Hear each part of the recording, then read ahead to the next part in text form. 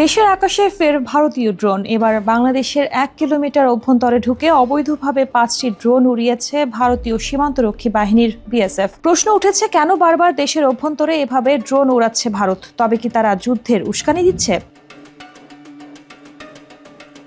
29 মে রাত 8:30 থেকে রাত 10টা পর্যন্ত কুড়িগ্রামের রৌমারী উপজেলার বাইনবাড়ি ও বারোবান্দা সীমান্তে এই ড্রোনগুলো উড়ানো হয়। ধারণা করা হচ্ছে ওপরে ভারতীয় কাকরিপাড়া বিএসএফ ক্যাম্প থেকে এই ড্রোনগুলো পরিচালনা করা হয়। রৌমারী সদর ইউনিয়নের 6 নম্বর ওয়ার্ডের ইউপি সদস্য এ তথ্য নিশ্চিত করেন।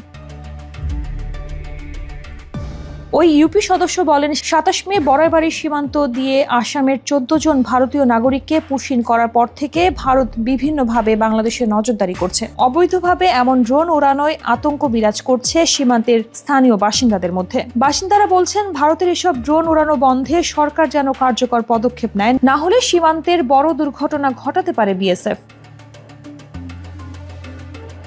এর আগে 27 মে পুশিন উত্তেজনার মধ্যে বড়াইবাড়ি সীমান্ত এলাকায় ড্রোন উড়িয়ে ওই নাগরিকদের পর্যবেক্ষণ করেছিল বিএসএফ। ওই দিন রাতেই সাহেবের আগলা বিওপি এলাকায় 3টি ড্রোন উড়িয়েছিল ভারতীয় সীমান্তরক্ষী বাহিনী।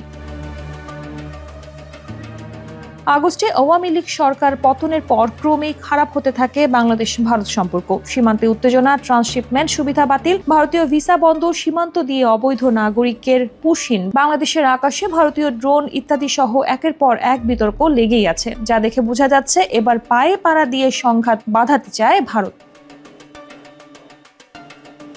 ভারতের এমন উত্তেজনাকর অবস্থানের পরও এখনো চুপ রয়েছে বাংলাদেশ। ধারণা করা হচ্ছে, বাংলাদেশ তার শক্ত অবস্থান দেখালে ভারতের সাথে যে কোনো সময় যুদ্ধ বেঁধে যেতে পারে। তবে বাংলাদেশ ভারতের এমন উস্কানিতে পা দেবেন না বলেই মনে করছেন বিশ্লেষকরা।